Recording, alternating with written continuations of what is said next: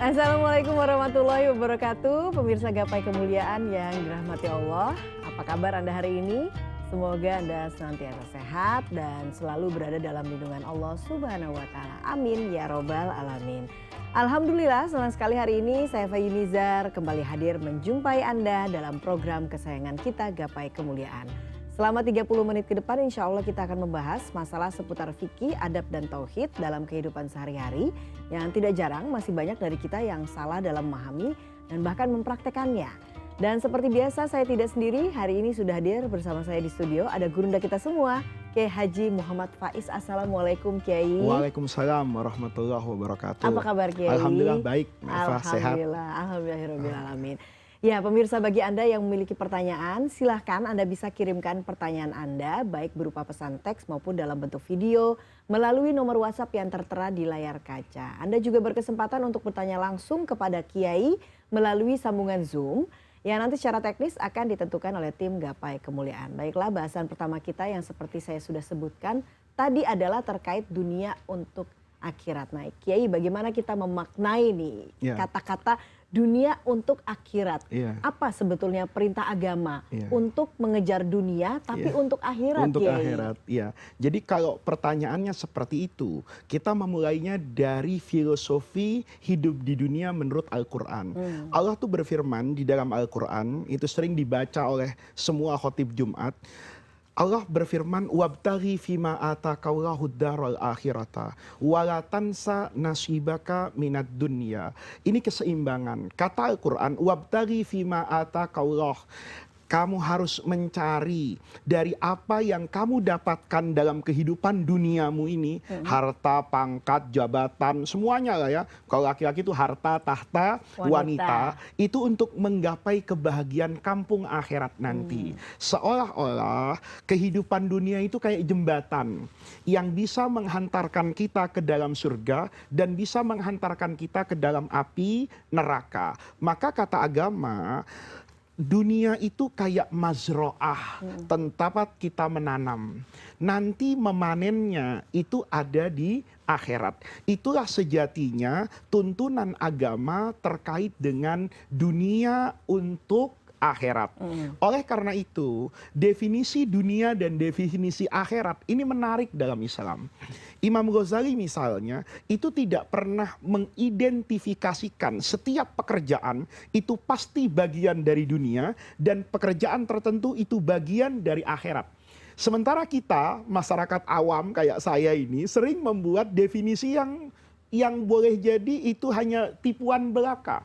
Kalau ngelihat orang cari uang, saya katakan cari dunia. Kalau ngelihat orang sedang sholat, saya katakan cari akhirat. Tetapi kata Imam Ghazali dalam Ihya, itu nggak seperti itu hidup. Kata Imam Ghazali, kam min a'malid dunia. Berapa banyak dari pekerjaan yang identik pekerjaan ini dengan pekerjaan duniawi. Memenuhi syahwat kekuasaan, uang, pangkat, jabatan. Ini kan pekerjaan dunia. Tapi kata Imam Ghazali itu bisa asbahat. Dia bisa berubah min a'malil akhirah. Dicatat sebagai perbuatan ukhrawi. Punya dimensi akhirat. Dengan cara apa? Bihusnin niyah. Karena bagusnya niat. Sementara kata Imam Ghazali pada saat yang sama, kam min a'malil akhirati. Berapa banyak pekerjaan itu zahirnya seakan-akan pekerjaan untuk akhirat. Tapi dia asbahat min a'malid dunia. Dia hanya bagian dari pekerjaan duniawi. Bisu'in niyah, karena buruknya niat. Ada orang keluar pagi-pagi itu mencari nafkah. Dia jadi supir taksi misalnya, keluar pagi-pagi dia niat, ya Allah saya mau cari rezeki yang halal. Saya punya kesempatan dapat uang yang banyak tapi dari jalan yang haram. Saya tidak mau anak istri saya mendapatkan nafkah yang halal, yang haram. Maka saat dia menjalankan tugas dia yang mencari uang dengan niatan istrinya bisa memasak, dari hasil yang halal, anaknya bisa sekolah, bisa beribadah dengan tenang, maka yang zohirnya pekerjaan dunia, ini dicatat oleh Allah menjadi akhirat. Tapi sebaliknya, orang rajin sholat karena mau nyalon DPR. Orang menjadi soleh di musim kampanye. Nah, itu rajin pekerjaan ibadah yang tadi teridentifikasi bagian dari akhirat, itu menjadi pekerjaan duniawi. Kenapa? Kamu ada di depan itu, saf pertama di masjid, ternyata bukan Allah kan. Hanya ingin meningkatkan elektabilitas. Elektabilitas itu kan urusan dunia. Maka pekerjaanmu tadi sejatinya itu pekerjaan dunia. Jadi sebetulnya dunia dan akhirat itu tidak terlihat secara jelas dalam bentuk zahir pekerjaan. Tetapi motivasi dan itu menjadi urusan hati. Jadi kayak saya sekarang nih misalnya mengajar di Gapai Kemuliaan. Kelihatannya kan pekerjaan akhirat. Ya, tapi bisa jadi pekerjaan dunia. Kalau saya ketika tampil di sini punya niatan misalnya cari uang, ya, punya niatan meningkatkan popularitas saya, hanya sebatas itu. Sementara mungkin Mbak Eva sebelum bersama saya itu menjadi pembaca berita. Kelihatannya duniawi, tetapi ketika ingin membacakan sesuatu yang perlu diketahui masyarakat agar masyarakat tidak tersesat dengan informasi yang salah, maka pekerjaan Mbak Eva tadi dicatat akhirat yang bukan ustadzah, sementara saya ustadz, itu boleh jadi dicatat sebagai pekerjaan duniawi. Kenapa? Salah niat. Jadi di sini sebetulnya apa yang dilakukan oleh umat manusia ketika yang dia ingat adalah hari kiamat, yang dia ingat adalah ridhonya Allah, yang dia ingat adalah surga dan neraka, itu yang nanti akan menentukan bagian duniawi atau ukhrawi. Oke, dan yang tadi itu ya Kiai, yang terpenting adalah niat itu tadi ya, baru kemudian bisa di duniawi atau ukhrawi. Nah, Kiai, kalau kemudian kita tarik dari keteladanan Rasulullah Shallallahu Alaihi Wasallam itu adalah pedagang yang handal, yang hebat begitu ya. Nah, bagaimana kemudian kita bisa belajar untuk menjadi pedagang yang handal dan hebat seperti Rasulullah, begitu Kiai? Apa kemudian kreativitasnya Rasulullah sehingga bisa kita terapkan yang dan juga masih menyambung nih Kiai, mengejar duniawi, menjadi pedagang, tapi kemudian nanti untuk ukhrawi begitu Kiai. Itu yang membuat Rasulullah menjadi pedagang handal, itu sejatinya kata guru saya dulu itu adalah pola perdagangan dan juga sifat dasar Rasulullah. Jadi dalam agama nih begini, rahimahullahu, Allah akan menurunkan rahmat kepada rojulan, seorang laki-laki, ini juga berarti perempuan, yang punya sifat lapang dada. Lapang dada memudahkan orang. Di mana itu? Disebut tuh sama Nabi. Di antaranya kalau dia menjual barang itu dengan kelapangan dada, dengan integritas. Nah, Rasulullah itu ketika menjadi pedagang, kita bisa lihat loh, bangunan perdagangan yang dibangun oleh Rasulullah. Yang pertama, Rasulullah itu amanah.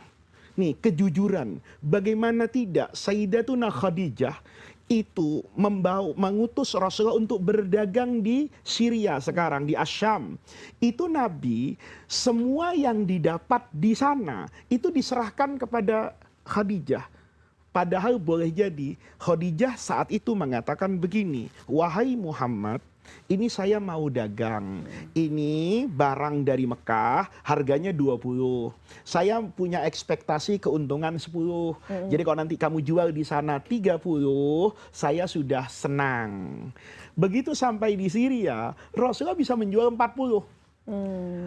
Kalau itu Muhammad Faiz, bukan Muhammad Rasulullah, maka yang 10 itu nggak saya catat. Itu bonus buat saya. Kan dia mintanya 30, tapi Nabi enggak. Saya bisa mendapatkan keuntungan 10. Itu kan karena dari modalnya Sayyidatuna Khadijah. Saya harus terbuka kepada bos saya ini. Bos, kenapa sih ekspektasinya cuma 10? Ternyata bisa kok 20. Dan itu saya kembalikan. 20-20-nya.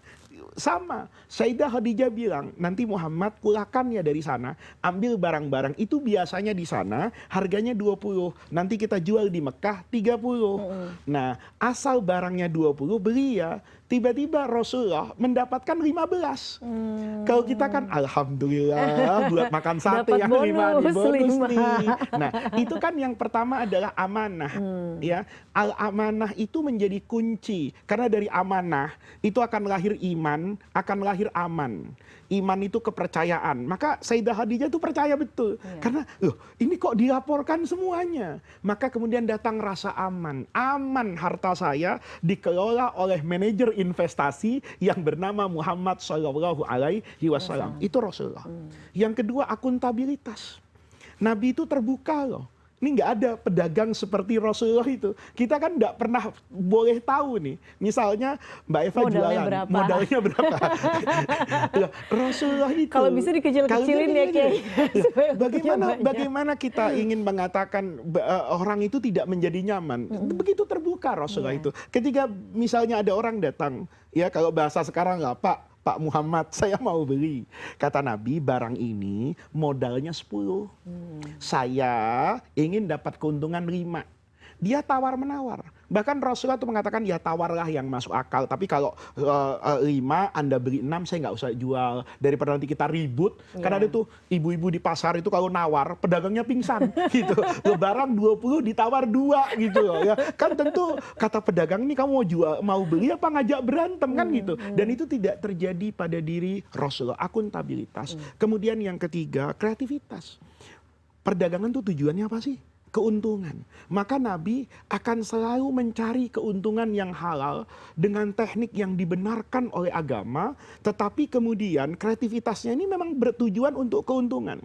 Nabi itu ya bukan saja Nabi, bahkan nanti ada sahabatnya juga melakukan hal yang sama, dan itu akan membuat kredibilitas dia sebagai pedagang itu menjadi naik. Rasulullah itu pernah ya punya modal 1 dinar, beli kambing, ya. Kemudian ternyata di pasar ada orang, ya nih kata orang Nabi Muhammad, belikan saya kambing, maaf ya, seharga 2 dinar. Ya, seharga 2 dinar. Ini uangnya. Maka oleh Rasulullah dibelikan seekor kambing itu.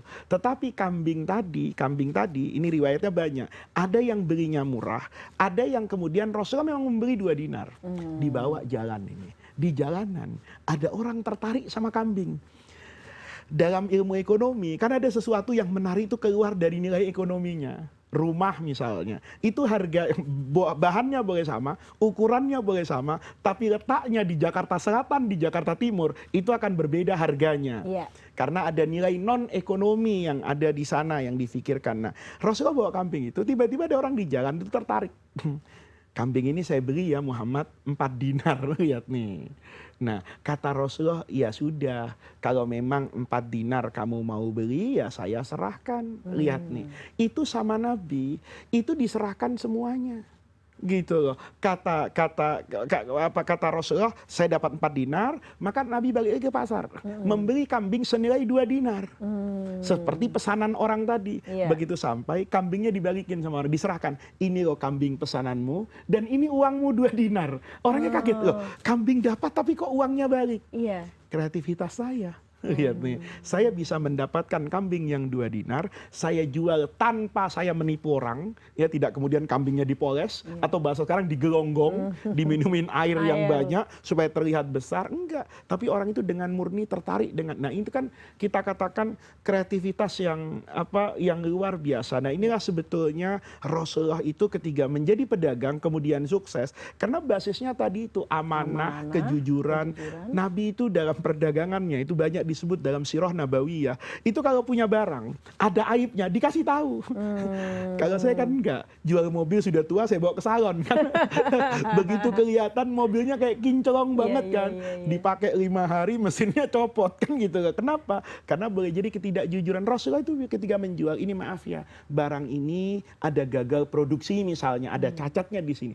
Orang kan kaget semua. Pedagang itu biasanya akan menutupi kekurangannya, tapi ini malah menunjukkan kekurangannya. Nah, ini adalah contoh ya, betapa kesolehan itu tidak hanya dalam sholat, tapi di pasar juga orang harus bisa menjadi orang soleh. Kenapa Rasulullah itu dijadikan oleh Allah itu pedagang? Agar saya nanti tidak kemudian mencari celah. Saya ketika pedagang tuh nggak boleh semau-maunya dengan alasan ya Nabi kan nggak pernah di pasar, Nabi di masjid ya pasti aja soleh.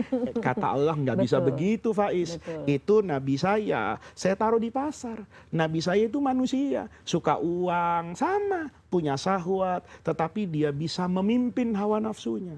Nah ini yang sebetulnya kunci kesuksesan Rasulullah sebagai pedagang. Baik, justru sekarang pasar itu adalah tempat perang yang lumayan karena tawar-menawar. Baiklah Kiai, kita akan break dulu Kiai, kita akan lanjutkan saat lagi. Jangan kemana-mana, Gapai Kemuliaan akan segera kembali.